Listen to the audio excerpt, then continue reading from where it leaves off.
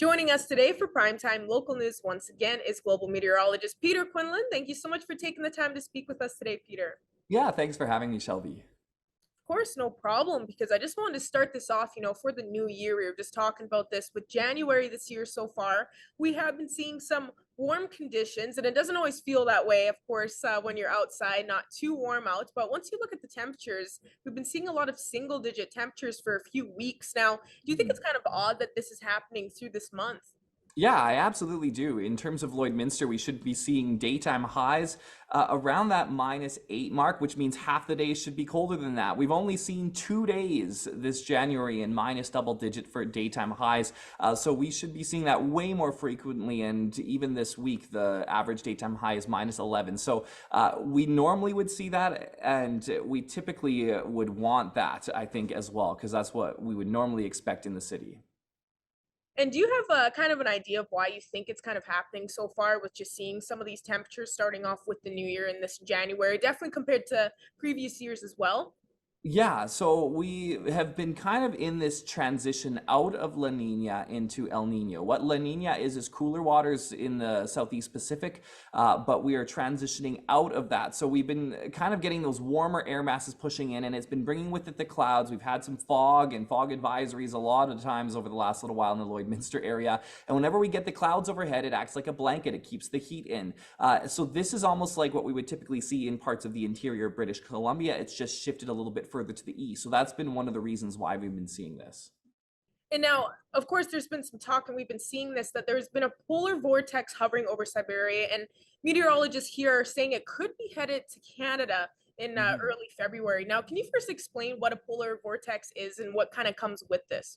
Yeah, so the polar vortex is the cold pool of Arctic air that usually sits over the North Pole at this time of year. It's the coldest air on Earth as we are in winter. And when it was over Siberia, we saw even values down to -60, some record-breaking values. And don't worry, it won't be happening in Lloydminster, but we are going to see a big cool down as we head toward the end of January, really next weekend, and then into February. And it looks like it could bring in a cooler than normal February. So we're not done with winter yet. That polar vortex will move in toward Hudson's Bay likely by next weekend, and it will start to its influence be spread onto the prairies.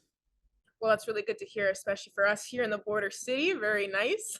Glad you Yes. added that part in. But with you saying that, you do believe that it could be hitting, of course, like Canada in early February, kind of expecting it to cool down. Would there definitely be a drastic change in those temperatures in February that we have seen in previous, years with those temperatures? Yeah, we are expecting to see kind of that typical winter weather that we would see in the Lloydminster area, where sometimes even daytime highs might be in the -20s and overnight lows in the -30s. So keep that winter wear around. I know this has been a really nice break for us. Enjoy this next week while it lasts, because big changes are likely going to come into February. I know it's pretty hard to be able to determine, what's going to be coming up ahead for, in the next few months. But was speaking on the polar vortex and definitely expecting that to be hitting Canada and seeing those chillier conditions for our February. How would you say that it could be looking for, March and April?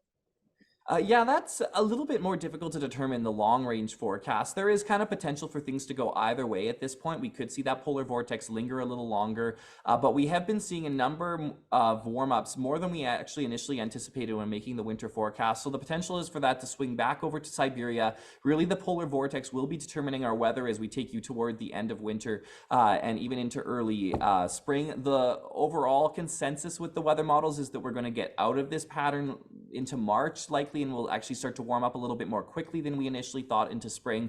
So at least there's some hope, but a lot can change between now and then. Of course, yeah, with this weather, it always switches up. Mhm. It's like a dime, kind of like wait Mhm. 5 minutes and see what happens. Yeah, exactly. That's life in Lloydminster. Yeah. So pretty much from what we were speaking with the polar vortex and whatnot, you're pretty much saying that, winter is definitely not over. And we've been Mhm. speaking about this, of course, every day with our weather forecast. Just be prepared and be grateful for this temperatures that we got right now, because it probably will be dropping soon. Yeah, and especially those overnight lows, you'll really feel it in the morning. Perfect, Peter. Well, it's always nice to be able to speak with you and get that expertise out there for all of us, what we could be expecting in the next month or so. So once again, thank you so much for joining us today. Absolutely. Thanks, Shelby. Stay warm.